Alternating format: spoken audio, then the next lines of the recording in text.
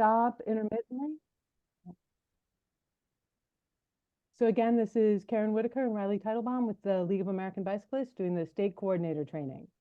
So we're going to go through this training. We'll cover the role of a state coordinator. We'll go through the steps and resources for how to set up a lobby meeting. And then we'll talk you through what a lobby meeting should look like with a member of Congress. And we'll stop intermittently and to answer questions. So please, if you have questions, put them in the chat and we'll get started. So first of all, just want to remind everyone that we are going back to in-person meetings this time. I really think that there's a quality of the experience that is just better when it's in person, and it really helps build those relationships. So we really appreciate everyone's support in that. And as always, I just want to say thank you. I know it's a little more work than you usually have to do when you prepare to go to a conference, but it really makes a difference. There are probably 1,000 fly-ins or these Capitol Hill days that happen in Washington every spring. But what makes ours different is this state coordinator role, because it shows that it's not just someone in Washington setting up the meetings, but it's that there are constituents in their home districts, in their home states that care about these things. And it really helps make a difference. As I say all the time, like the bicycling movement, we've been really successful over the years. In the IIJA, we really got part of everything we asked for. We did really, really well. And we did that not just because the bicycling movement has a lot of money or we have high-powered lobbyists, but it's because bicyclists like you show up and they engage. And that means that staffers and members of Congress know that there's people behind what we're asking for. So thank you so much for that. I will ask if you haven't, please mute yourself. When we get to Q&A, you can unmute that. So as I said, the summit is where we really start this process of engaging with Congress every year. I want to talk a little bit about what we accomplished at the 2023 summit. We had 3 asks at that time. One was the Sarah Devick-Lankenkamp Active Transportation Safety Act. And we started out, I think, with 2 co-sponsors, and it was just Democrats. And now we're up to 39 Democrats and 4 Republicans. It's so helpful for that to be bipartisan. So that's been big. I'm going to skip to the bottom for a second, talk about the E-Bike Act, where we got 42 House sponsors, co-sponsors, and 6 Democratic Senate co-sponsors. So again, a good showing of interest and support. So thank you for that. The other ask we had was an ask to get members to sign on because we were trying to get language into the appropriations bill or the budget bill that would direct NHTSA to test truck side underride guards with vulnerable road users like bicyclists. We still don't know the outcome to that because we got it in the Senate bill. And so there's a good chance we'll succeed and get that into the appropriations bill for this year. But we won't know that until March 1st. Or the soonest we'll know that is March 1st, which is the next deadline for the budget. So a quick word on what we're looking for this year. One is the Sarah Lankenkamp bill again, and this one, it makes it easier for states and local governments to fund biking and walking safety projects. It doesn't cost any more money. It doesn't require state DOTs to do anything else or anything new. It just gives them more flexibility. And this year we expect to have the bill introduced in the Senate. And so we've made a lot of progress on that. We've been talking with AASHTO. We've been talking to other stakeholders. At this point, we don't have anyone who's against it, but we still need to build support to get that into the next reauthorization bill. Another thing we're thinking about, and I'm going to say the Lankenkamp is a definite. These other 2 are still in progress. So don't get mad at me if in the middle of February I send you an email and say it's something else, but this is where I am thinking right now. Last year we talked about truck side underride guards. We also want to talk this year about cyclist automatic emergency braking, or AEB. This is something we got some language into the bipartisan infrastructure law saying that NHTSA needed to consider bicyclists and pedestrians who are making car safety standards. And they kind of, NHTSA said, oh, we'll consider it after 2025. So we're looking at ways to bring this back front and center. So it might be some congressional oversight to really push it. So that's where we are right now on that. And then finally, this slide came out a little weird, but we've talked about NHTSA, the National Highway Traffic Safety Administration, does two things. One, it sets car safety standards, which would be the cyclist automatic emergency braking. The other thing is it has money for education and enforcement and behavior pieces.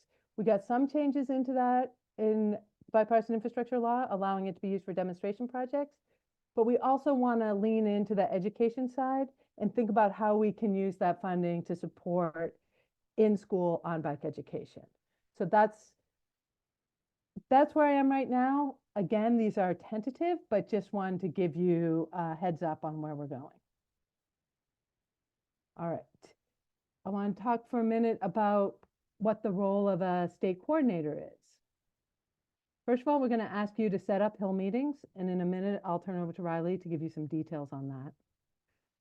The second is we want you to moderate meetings with your senator and representative, and to prepare your delegation for success. We ask you to do a couple of things for that. One, before the summit, we're going to ask you to have one meeting just to meet everybody else who's coming from your state, is going to be at the summit, and maybe talk through some of the things to expect. And then at the summit on the Tuesday, on the 19th, we'll talk through what the asks are going to be. You'll have had webinars before that, but we'll talk through it again. And then we'll give you a chance as your state delegation to sit down and talk about, okay, who's going to do what at which meeting? And does everyone know where they're going? And do you have any questions? And the good thing about that meeting is that league staff will be there. And so we'll be able to walk around to answer any questions that you have. All right. Now, our goal with, again, having a state coordinator role and just having a Hill Day at the summit is to really help build relationships with staff and elected officials. We want them to come away from the National Bike Summit Hill meetings knowing a couple of things. We want them to know the role that bicycling plays in their community and that there is a community of advocates in their district. We want them to know what we're asking them to do. And we want to know when other things relating to bicycling or complete streets or something like that comes up, we want them to know who to contact in the district with questions. And if you're worried that they're going to contact you and ask you something you don't know, don't worry about it. That's what I'm here for. So you get questions either in these meetings, anytime at home, anything like that. Ask me. I'll give you what my response would be, and then hopefully we can get that information to the member of Congress. All right, a little bit about the timeline. So we're almost at the end of January, which means in early February, that's when we're going to give you all the information you need to set up the meetings. We'll give you who in your state is attending and who to contact in the congressional offices. And Riley will talk about that in a minute. And then you have basically a month and a half to set up the meetings. Sometime the week before the summit, we'd like you to hold that prep meeting. On March 19th, we'll have that state meeting at the summit where you can gather with everyone from your state. We'll have Hill Day. And then towards the end, I'll talk a little bit more about follow-up. So with that, I'm going to turn it over to Riley. Thanks, Caron. Hey, everybody. Yeah, just going to talk a little bit about the nuts and bolts of what we're actually asking you to do. So Caron, if you don't mind, hop into the next slide. Great. So here in early February, we'll be sending you your state lobby day spreadsheet. It's going to contain a couple tabs. The first is the participants tab. This is going to list all the summit attendees who signed up to lobby, their congressional district, and contact information for them, as well as if they're associated with any organizations. The meetings tab is going to list your congressional delegation. There'll be a place for you to input details and progress and your progress on setting up congressional meetings. And then that's also where the contact info for the schedulers and transportation staffers will also be on that tab. So the info from your meetings tab feeds directly into our master sheet. So please be consistent with the existing formatting that's there. It just makes things a lot easier. In column A, it will calculate whether or not you have participants attending from a particular district based on the information that we've plugged in on the participants tab. So it'll say yes for both your senators, and then for each one of your representatives, it will say yes if you have a participant from that district, or no if you don't.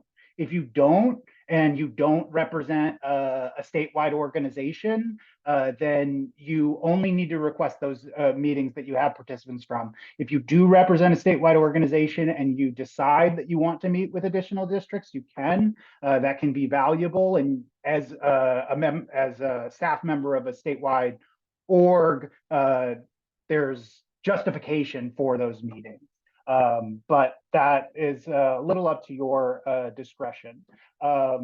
You want to be sure to keep column B, which is the meeting status, up to date as you are requesting the meetings and confirming them. That really helps Caron and I see big picture how everyone's doing in the process of requesting and confirming meetings.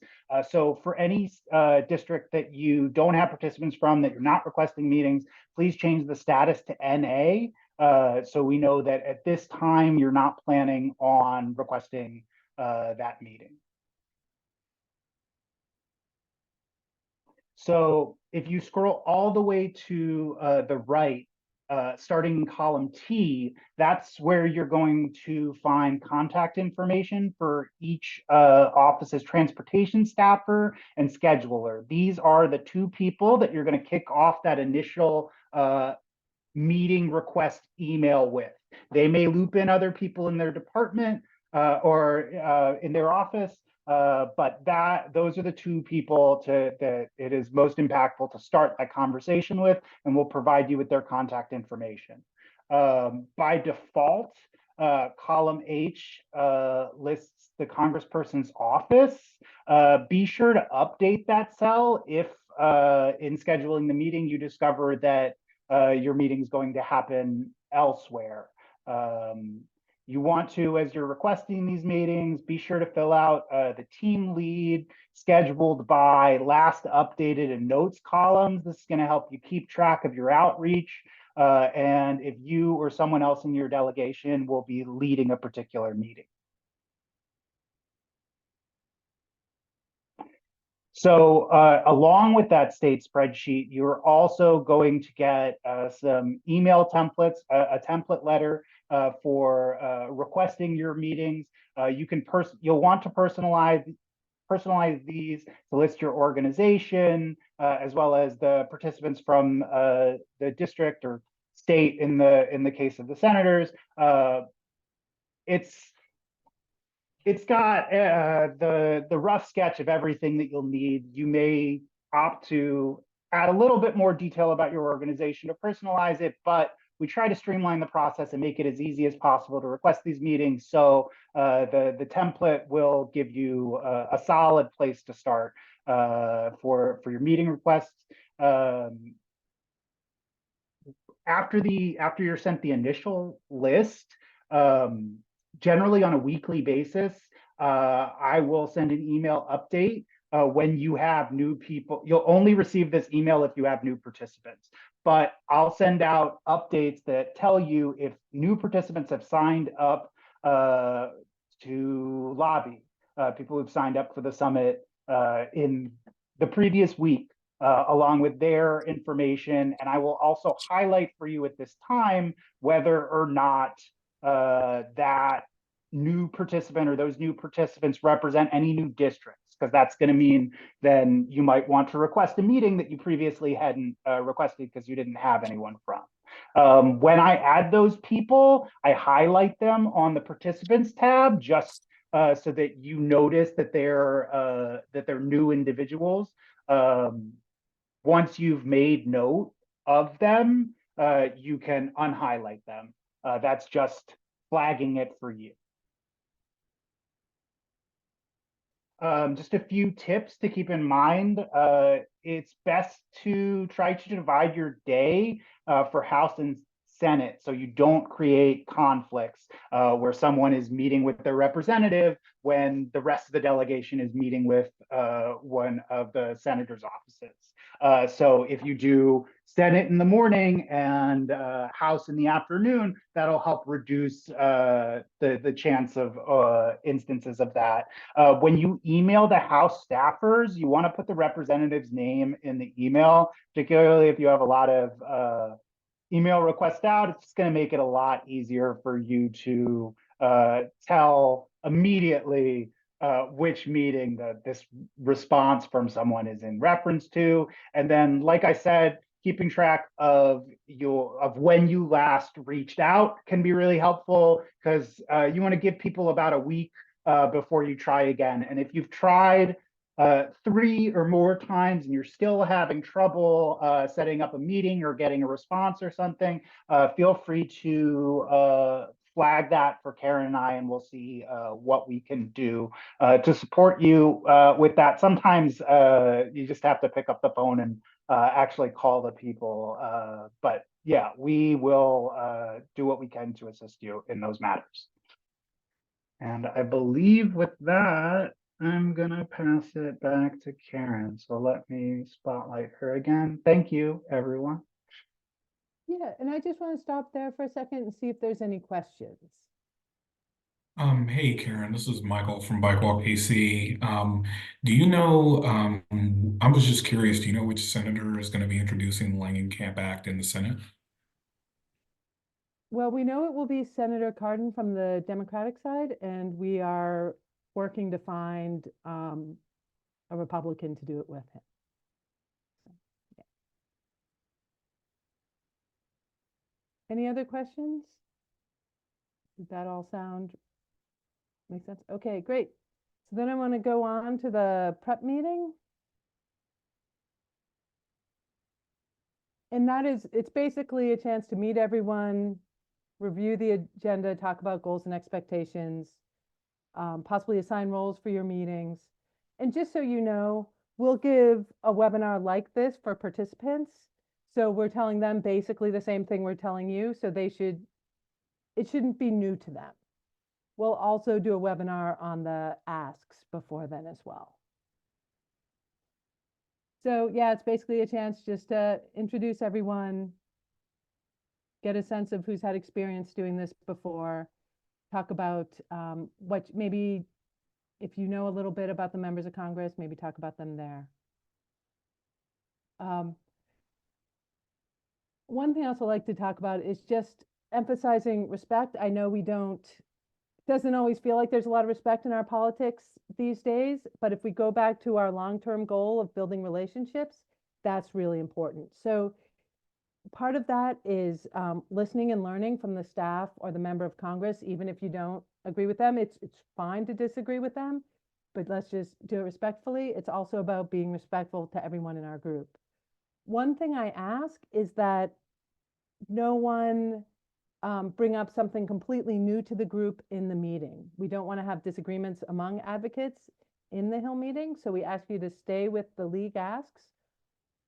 Or if there's something local that you're going to do, make sure everybody in the group is aware of it before you go into that meeting. We also suggest assigning roles on who's going to do what, just to make sure that all the asks get covered and that everybody who wants a role gets one. And I'll go through some of these as we go further. It's unlikely this is 1, 2, 3. So this is 9 roles. Unless you're from a big state like California, it's unlikely that you're going to have more than 9 people in a meeting. But we just like to break it out into as many things as we can to get as many people involved.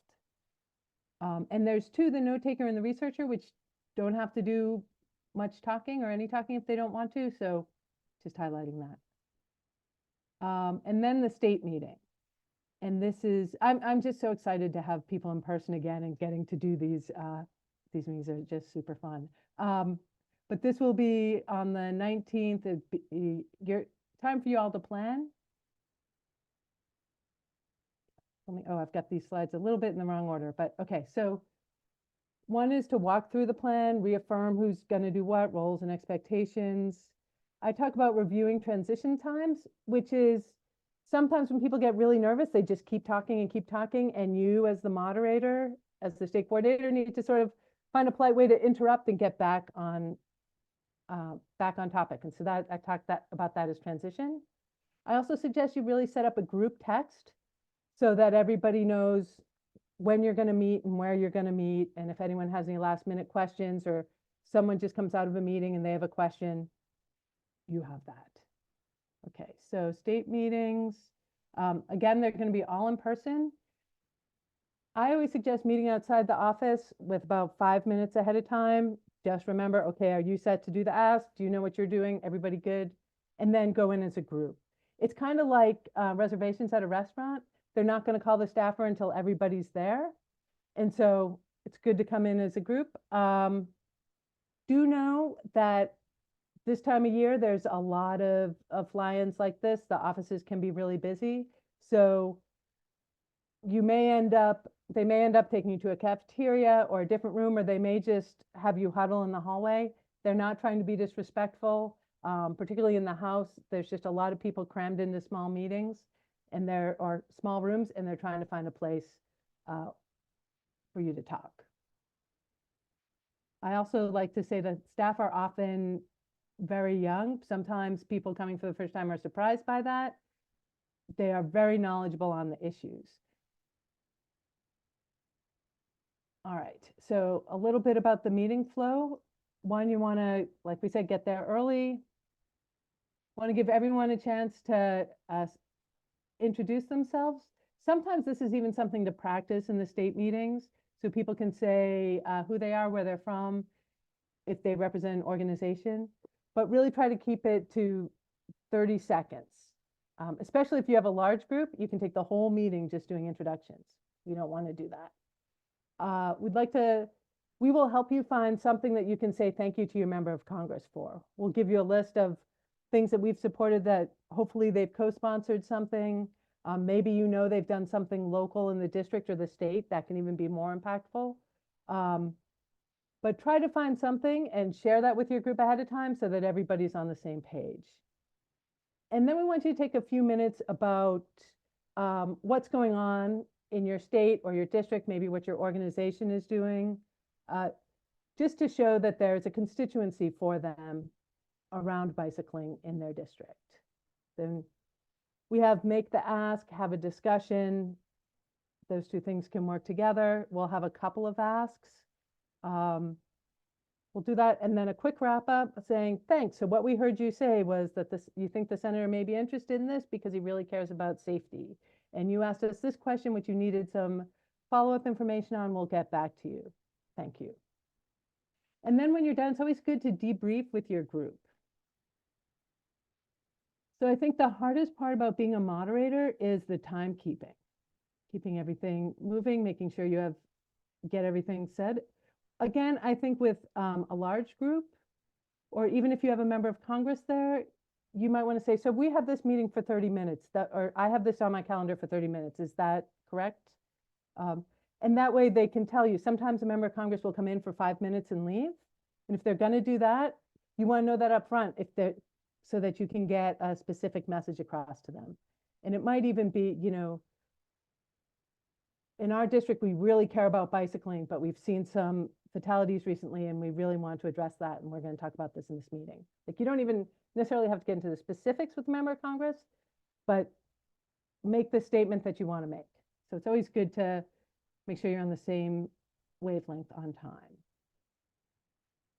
These are some of the transitions that I mentioned before, just saying something like, thanks, Caron, for sharing your experience. I'd now like to ask Riley to introduce our legislative ask. And when you're going through the prep meetings, I would prepare your folks that you may have to say this, and you're saying it to make sure to keep you on time. So that when they hear you say those words, they're like, oh, we need to move on. That's why he's doing that, or that's why she's doing that. Sometimes you have to move the staffer on or the member of Congress on. They may, one tactic is just to talk generally about what you're talking about and be really positive about bicycling without making any commitment. And if they can keep you at that level, they never have to say yes or no to any ask that you're making. So sometimes you have to say something like, hey, that's great that you've been bicycling in the district. And yes, we've been there. But right now, I want to make sure that we have time to talk about some legislation. I'm going to turn it over to Cecily. Something like that. Sometimes, again, they'll get on to another topic. And it may be a topic that people in your group really care about. It might be something you really care about it. And it's very tempting to go with them. But remember, you're in there with their transportation staffer. We want to bring it back. So, we hear that concern. We appreciate that, but we're here to talk about bicycling, and we want to, so can we have that conversation,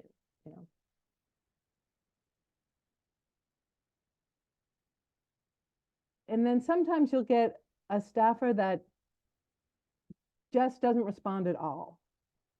And those can be the most frustrating because you're not quite sure where to go. These are a couple questions I found that have been helpful. Is asking who else from the community would you be interested in hearing from on this issue? And maybe if they say, well, we want to know if elected officials care or how do businesses care or something like that, that's good information, right? That gives us a place to go and do the next thing. Or like if they don't look like they're buying your argument, you can always say, is there any data or information that can help you on this issue? Those are hard questions sometimes, but it's a good way to make them think and hopefully respond.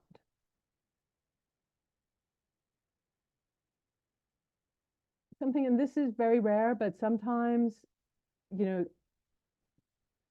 someone in the meeting, they're not giving you anything, somebody gets frustrated and you need to jump in. And one example of this is being like, Congresswoman, obviously we're very passionate people and we believe our issue is a matter of life or death. You were saying that bicycling infrastructure isn't a priority in your district. Can we share a couple more examples of why we think it should be a priority? You want to hear them repeat what they said? I think, and then say what you need to say. I also, if you're ever stuck and they ask you something and you don't know the answer or you're not sure where to go, I always find repeating what they just said gives you a little time to think and makes them felt heard. And then you can move on from there. A couple of other things. I think if you ask those questions, specifically, if you say those questions about, hey, is there other information or data that might change your mind on this? Or is there anyone else from the community that you'd like to hear from? A question like that, it's going to take them some time to answer. It's okay to leave that 20 to 30 seconds. They'll ask you questions about the bill.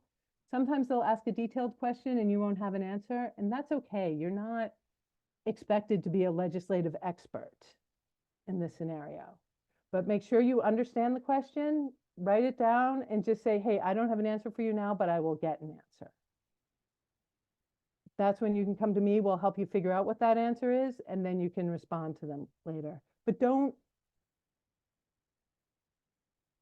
guess, or if you guess, say, this is only a guess, but, right, like, don't make something up, because it's just going to hurt with that relationship. And we do want everyone to feel like they got to be part of a meeting. So try to involve everyone in the meeting. If the same group is going to 2 or 3 meetings and there's somebody who didn't speak at all in the first one, maybe ask them, is there something you're comfortable saying? You know, how would you like to be involved in the second one? There will be some people that say, I don't want to say anything, and you just got to respect that.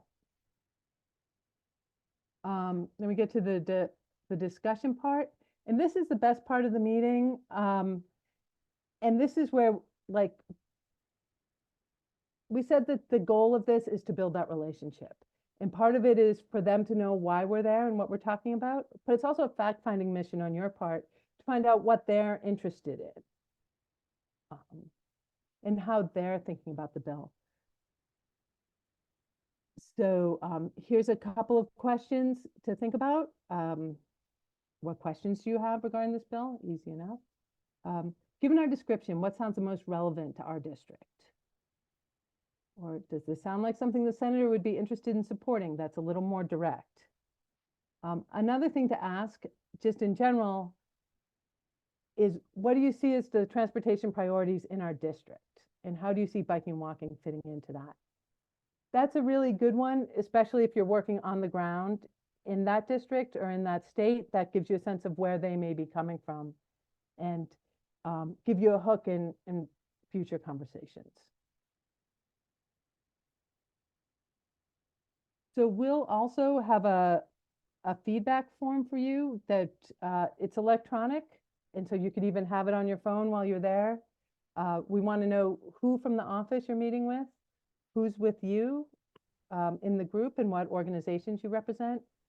The legislators, they brought up any concerns about a bill, if they made any comments or they had any questions, particularly if they had questions you couldn't answer. I also asked that percentage of time talking, because if you really want a lobby visit to almost be like a job interview. Like if it's 50-50 and there's a lot of give and take, that's a good sign. Did they say anything supportive of biking in general, of the bills, of any of the work you're doing locally? All of that is super helpful. And then make sure to say, like, were there any questions that you didn't know how to answer that you need to get back to them on? Did they ask for other information? Did you mention a local event that you want to invite them to? Letting us know that too, make sure that we can help you with that. It also helps me sort of track how those relationships are going. So then I think the fun part is after the meeting, do a debrief. I do say get a little ways out of the office, away from the office. You don't want staffers from the office hearing you debrief the meeting you just had. But basically, you know, congratulate your team, call out any successes that that you saw, like, hey, that was a great question. That was a great follow-up question. Or thank you for bringing up that issue. It's a lot of people are doing this for the first time, and that really helps them you know, enjoy it and want to do it again. Any reflections? I always think it's good if you have time for the note taker to share their summary, because sometimes you may have heard something different, or you may have heard something they missed. And so getting that information is super helpful.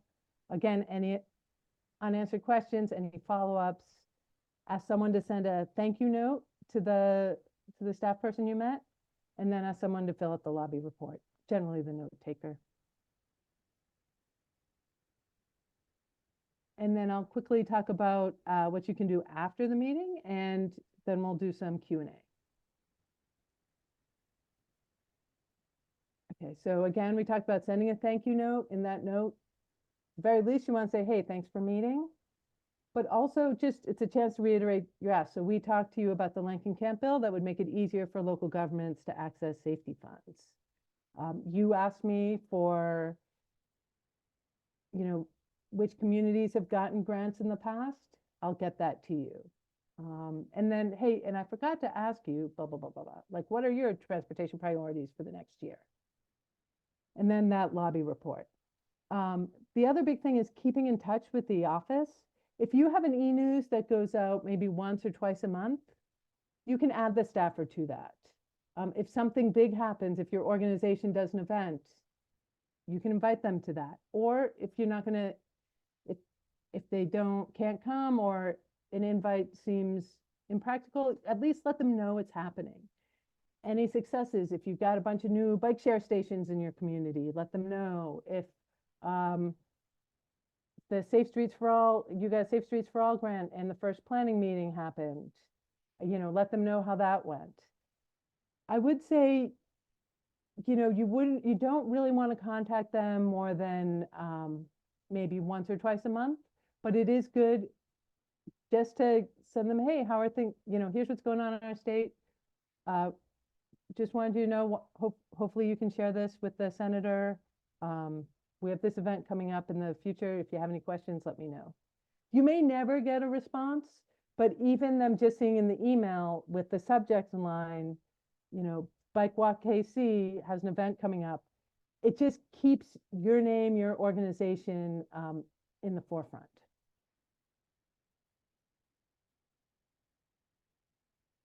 And so then, of course, we went through that pretty fast. We'll stop and do some Q&A. But if you have questions in the meantime, if you have questions about setting up meetings, please send them to Riley, and their information is on the screen. Or if you have questions about the ask or the nitty-gritty of a meeting, you can contact me. My information's up at the top. All right, so I'll stop share and see. Let me see. Any questions?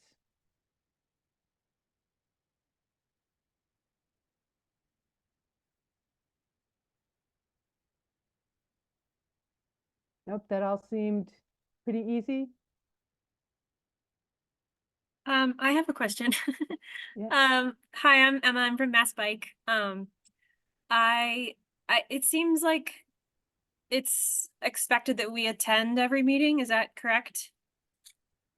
Or Not necessarily, but there Okay. should be somebody in every meeting who's ready to take charge. okay, yeah, that's what my question was. It was like, yeah, if we're not able to attend the meeting, do we assign like a meeting leader who will be the moderator and Yeah, absolutely. That just helps the meeting go quicker, and you don't lose 5 or 10 minutes trying to figure Okay. out who's going to do what. And there's a spot on your spreadsheet for your team lead. So if you are Okay. tagging someone else, you can keep track of it on the sheet, and also that'll be readily available to everyone else. Thank you. Armeline? Yes, I'm sorry, I came very late to the meeting, but are you guys going to send us a copy of the PowerPoint that you shared throughout the meeting? Yes. And then I saw that you recorded the meeting. Thank you so much. When will that come out? Do you know? Give us a couple days, but before the end of the week. Okay, thank you. Michael? Is there, are there any members of the House or Senate that the organization is providing feedback to not necessarily engage with just because it's an unhealthy interaction? I hope that's not the case, but I have had this other times where we've been said, this is probably a member that you maybe don't want to meet with. Yeah, good question. I think it's good to meet with everyone, just to let them know that there is a constituency in their state or in their district. Now, it may be that you're looking at the asks we have and you think, you know what, this ask is not going to fly with my senator or my member of Congress. They might even cause them to oppose it. Then maybe you don't do that ask. So we will work with you too if you feel like, these aren't the right things to ask for. One of the things we're hoping to do with that education bill is that would really just clarify that this federal money is available for in-school on-bike education or for like bicycle-friendly driver education. That's a really easy one because it's no new money and it's just clarifying maybe expanding a little bit what the money can be used for. So that might be a good one everywhere. If there's, yeah, and then there's we might even have some bills where we're just looking for a Republican co-sponsor right now, and we may just talk to a couple people and say, hey, we think your senator would be a good co-sponsor for this. Maybe you ask this one, and then you can drop one of the other asks. So we do, yeah, if there's a member that you absolutely don't want to meet with, you don't have to. But we do suggest, and we've had that happen before, where people say like, there's no point, it's not helpful, and I don't want to do it. So like, that's fine. But I do think it's worth even just going in and say, hey, we're here to let you know that there are people in your community that really care about this funding for biking and walking, and we hope you'll support it. Yeah, Michael? Yeah, so I think I know the answer to this, but I wanted to ask for the good of the group. Is it helpful at all to try to tie our conversations and the framing of our ask around potential committee assignments? So let's say that I have someone who serves on a banking committee, like it would help to kind of bring in something about finance when I'm talking about one of the asks, or if I have someone who serves on environment things and to try to tie it to something sustainability related. Has that been something you've seen has been helpful in the past? Yeah, absolutely. And if you remember, one of the roles we had was researcher. We'll send you some background information on how they voted, but we also would suggest you have someone in your group and or you spend 15, 20 minutes looking up that member of Congress and figuring out what they care about, right? If they're someone who cares a lot about health or health equity, then we want to frame the bills in that way. If there's someone, right, like if there's someone that's really about cutting the budget, then you want to talk about bills that don't cost any money. We're not asking you for more money. We're asking you to use the money you have more efficiently, something like that. Every member cares about the economy. So if you can't find anything else, if you can talk about how biking and walking in your community benefits the local economy, that's super helpful. Ted? This may be pretty broad for everybody. I've got in North Carolina, 5 of our 14 representatives are not running for re-election. Are you all planning any particular approach to the representatives this is their last term, and they're going to be replaced eventually, but I know they're here in this session. Is there anything you're suggesting special to talk to them, or just do the usual appeal? I think the usual appeal really works. Because it's still, and they may be willing to sign on to something now that they wouldn't at other times. So particularly if they're Republicans, which are a little bit harder to get on the bill, if we can get them on now, that still matters. That's still going to help us, even if the bill doesn't pass. I will say there's also a bill in Congress, and we have an action alert out for it now, that would give Major Taylor the Congressional Gold Medal of Honor. So that is another really easy ask. But to give someone the Medal of Honor, you have to have 2/3 of the House and 2/3 of the Senate. So it's a lot of people. So that's something that even someone who's retiring, just getting their name on that is super helpful. I'll be glad to take any hints for Patrick McHenry. Okay. Yeah, he's a harder one. Yeah. Michael? I was just curious, at this point, do we know how many senators and House reps have expressed support for the Congressional Gold Medal for Major Taylor? I'll have to go back and look at it. I don't know off the top of my head, but yeah, I can send that information out. And that's another easy ask. If you have a member who has never shown any support, this is an easy ask for them. Major Taylor was a African-American competitive cyclist at the turn of the 19th century, who was like the first US superstar in sports. He was not always treated well, by the league and by others. And so it's really important.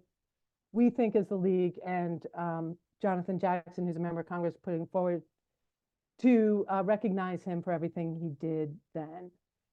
So yeah. Oh, Emma put in there 54 co-sponsors on the House version. So we still have a long way to go. And I just want to introduce Emma Meehan. If you haven't met her, she is our federal policy fellow this year and will be at the summit helping out. So see, already Hello. helpful. Nice to meet everyone. All right.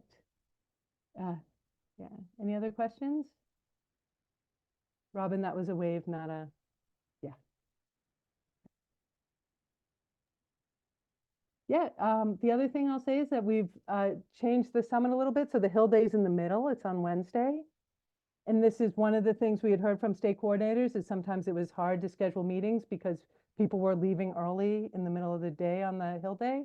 So the summit's ending a little bit earlier on the Thursday, and hopefully this will help you set meetings. Nobody should be leaving in the middle of Hill Day.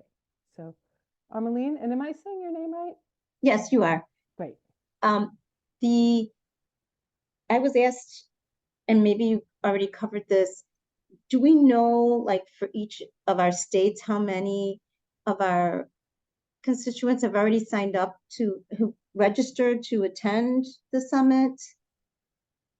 So that's what we're going to get you in early February. Okay, What we do is most people register for the summit either during early bird or during the January special. So February 1st, we'll send that list out and get everyone's congressional district. okay, perfect, And then once we have that, we'll be able to send it out. perfect.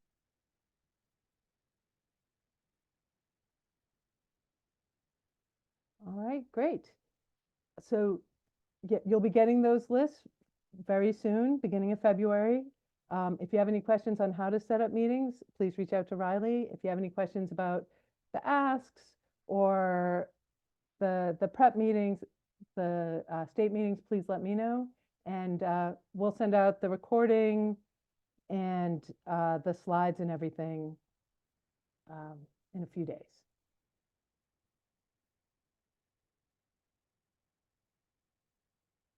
All right. Thanks, everybody. Yeah, I can't wait to see you all either. Summit's always such a great time of year. All right. Bye. Thanks, everybody. Great seeing y'all. You. Thanks, Karen and Riley. Really helpful. Appreciate you.